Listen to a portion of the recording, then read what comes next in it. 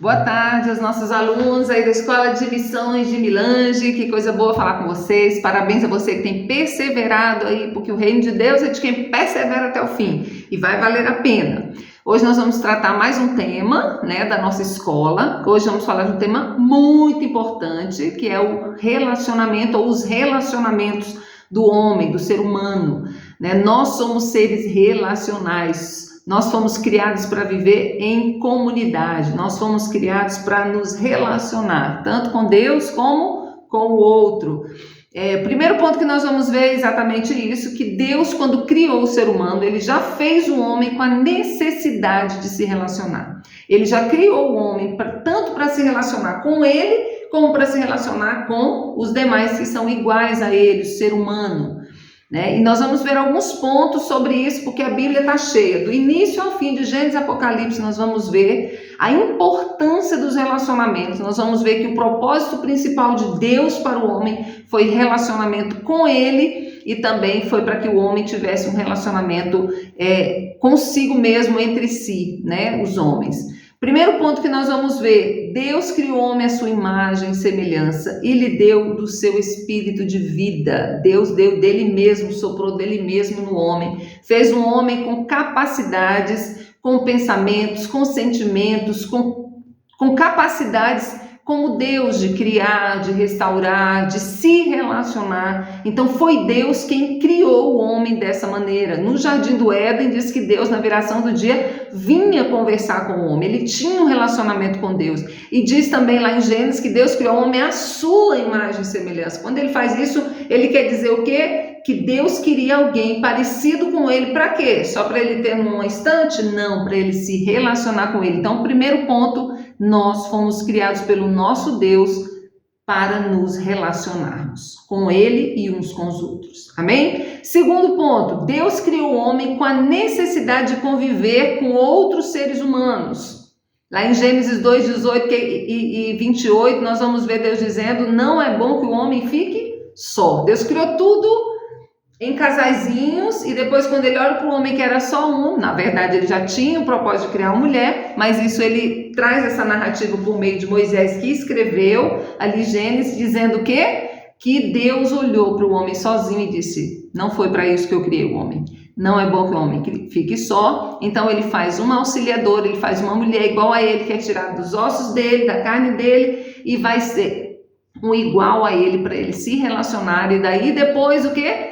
O Senhor diz: multipliquem-se, sejam fecundos e multipliquem. Deus queria que muitos outros homens e mulheres nascessem, muitos outros seres humanos nascessem. Deus queria povoar a terra, e Deus já mostra desde o início aí de Gênesis que ele criou o homem para se relacionar uns com os outros também. Terceiro, toda a lei de Deus foi condensada, resumida em Marcos 12, 28 a 31, vai se falar sobre isso. Amarás, pois, o Senhor teu Deus com todo o teu coração, com toda a tua força, com todo o teu entendimento, e ao teu próximo como a ti mesmo, esse sendo o principal ou os dois principais mandamentos. Ou seja, o relacionamento não é só uma opção, ele é um mandamento.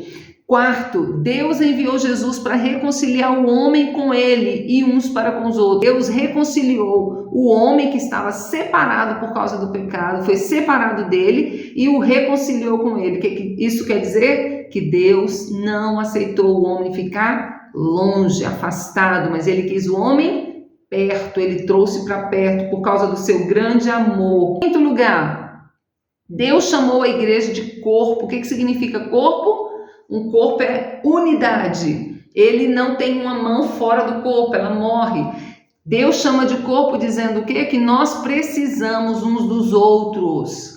Nós precisamos uns dos outros. Nenhuma parte do corpo consegue sobreviver sozinha. Então nós sabemos que Deus também nos mostra a importância do relacionamento quando o próprio Jesus e quando Paulo vai comparar a igreja, comparar os filhos de Deus com um só corpo, sendo Jesus a cabeça e todos nós parte do mesmo corpo. Em sexto lugar, no céu nós viveremos como uma só família, esse mesmo corpo de Cristo. A Bíblia diz que Jesus vem buscar a igreja, a noiva, o corpo de Cristo. Nós estaremos todos juntos com Cristo. Ele foi preparar-nos lugar, uma morada. Nós moraremos com Ele todos como irmãos. Todos nós seremos irmãos e irmãs de um só Pai, de um só Deus. Então, no céu não vai haver nenhum tipo de desunião. Isso significa que esse é o projeto principal de Deus, nos unir a Ele, nos unir uns aos outros. E em último lugar aqui,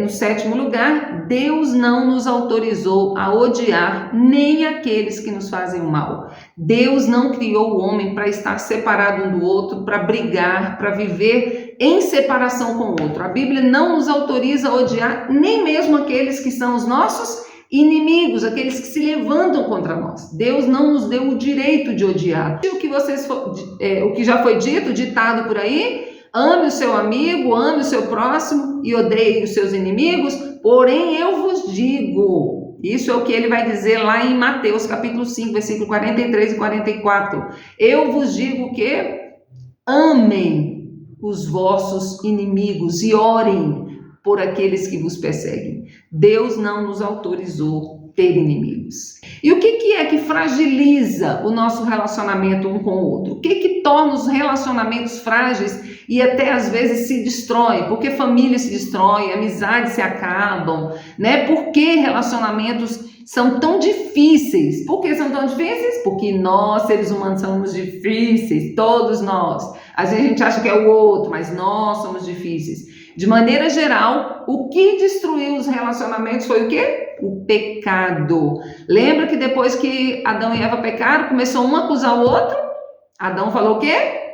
Ali, ó, foi essa aí que o Senhor me deu que me fez pecar. Já começa acusando o outro, já começa tendo contenda, intriga entre eles. E depois os primeiros filhos, o Caim e Abel, o que aconteceu? Caim matou Abel por causa da inveja, por causa do ciúme, porque o coração dele era mal, porque o coração dele era mal, porque depois do pecado houve maldade, crueldade, o ego do homem inflou e aumentou, e todo mundo agora só pensa em si primeiramente, eu sou o centro, e aí o outro é a margem, se sobrar do outro, mas o melhor é para mim, o principal é para mim, e isso não é o princípio do reino de Deus. Vai dar errado? É para eu amar o outro mais do que a mim mesmo? É para eu amar o outro como eu amo a mim mesmo? A gente já se ama, a gente não precisa brigar para se amar, a gente já se ama. Agora a nossa dificuldade é amar o outro, é pensar no outro. Vamos ver algumas coisas sobre isso, nós veremos algumas atitudes que podem destruir ou dificultar os relacionamentos. O pecado, de maneira geral, foi o que causou toda essa bagunça, toda essa desordem nos relacionamentos, mas vamos ver algumas atitudes específicas. Primeira, ignorância. Ignorar, ou seja, desconhecer, não conhecer os princípios de Deus para os relacionamentos, ou conhecer e ser rebelde e dizer, eu não vou seguir. Alguns não sabem, não conhecem a palavra, não conhecem o princípio de Deus, vive como o mundo vive, tipo, bateu, levou. Esse é o princípio de Deus? Isso não é o princípio de Deus. O princípio de Deus é, bateu na tua cara, vira outra se for necessário. Não está dizendo para você sair se doando para bater, não. Ele está dizendo que você não leve a ofensa para o pessoal, não revide da mesma maneira. A Bíblia diz, vence o mal com o mal? Não, vence o mal com o bem. Isso que a palavra de Deus nos ensina. O princípio de Deus é diferente do que dizem aí no mundo, e às vezes as pessoas ignoram, então elas vão vivendo, e muitos até cristãos, vão vivendo de acordo com os ditados, com os princípios que o mundo tem.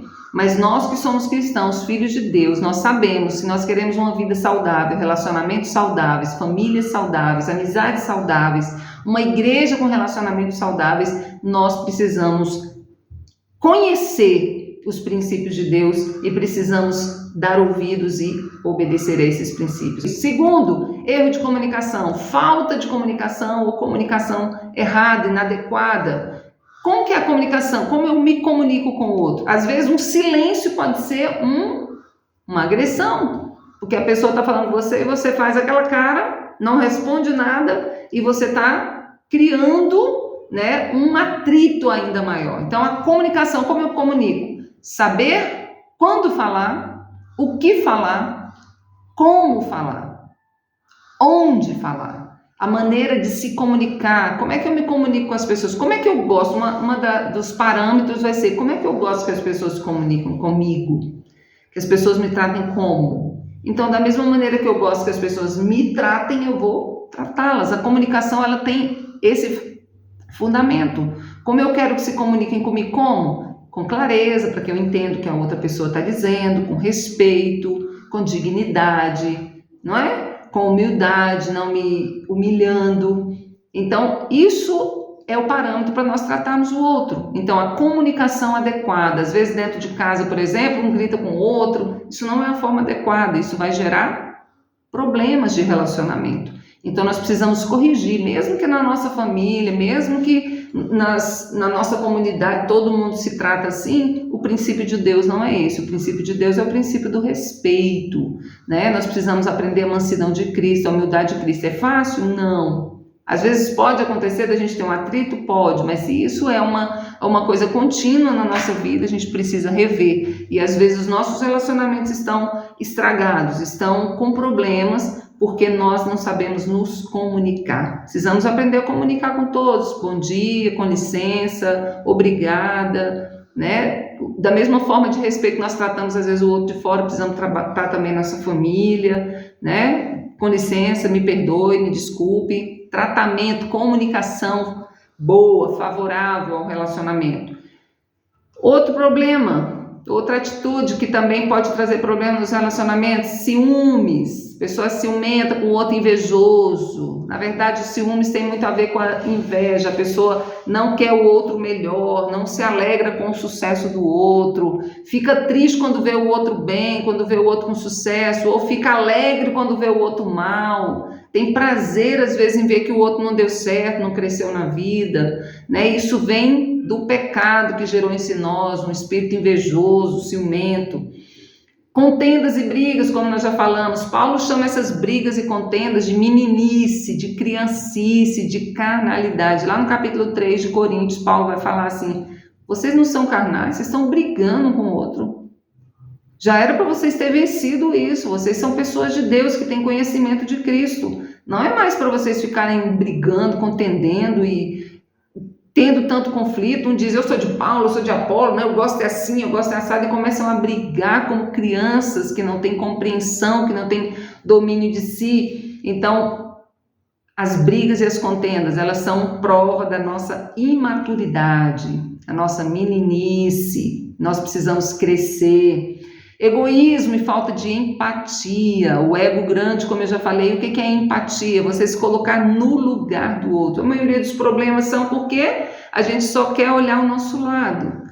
Será que a gente está ouvindo o que o outro está dizendo? Será que a gente está realmente levando em conta, considerando o contexto do outro, a dor do outro, o problema que o outro está passando? Na verdade, precisamos ter empatia, que é se colocar no lugar um do outro, né? Você pensar, poxa, eu no lugar dele, como que eu gostaria de ser tratado? Eu no lugar dele, o que eu gostaria que fizessem por mim? Né? Eu preciso me colocar no lugar do outro. Então, essa falta de empatia, esse egoísmo de olhar só o meu lado, isso também gera problemas nos relacionamentos. Falta de respeito ao outro. O que é respeitar? Respeitar é considerar. Respeitar é saber e se importar com o direito do outro. É considerar o que o outro está dizendo. Quando eu desrespeito, eu nem escuto o que o outro está dizendo. O outro está dizendo, algo incomodou ele, eu preciso ouvir o que o outro diz. Então, esse desrespeito da gente só querer falar, só querer mostrar o nosso lado, esse desrespeito também gera muitos problemas e dificuldades nas relações. Amargura e mágoa. O que é isso? Amargura e mágoa? Não perdoar, guardar rancor no coração, ficar ressentindo, lembrando os problemas do passado sempre, não perdoar, ficar preso àquela ofensa que a pessoa fez e não perdoar, não soltar, né? Difamações e fofocas é outro problema sério. Falar mal do outro. Quando eu falo mal do outro, a Bíblia diz que muitos vão ser julgados como num tribunal para ir para o inferno porque chamam o outro de idiota. Nós temos que ter cuidado de não difamar, não falar mal, não difamar, ou seja, dar uma fama negativa do outro, é passar uma impressão negativa, uma imagem negativa do outro. Isso é pecado, nós não podemos falar mal uns dos outros, fofocar da vida dos outros, ficar feliz e contar os problemas dos outros como se fosse um mérito nosso, uma coisa boa. Isso também atrapalha as relações,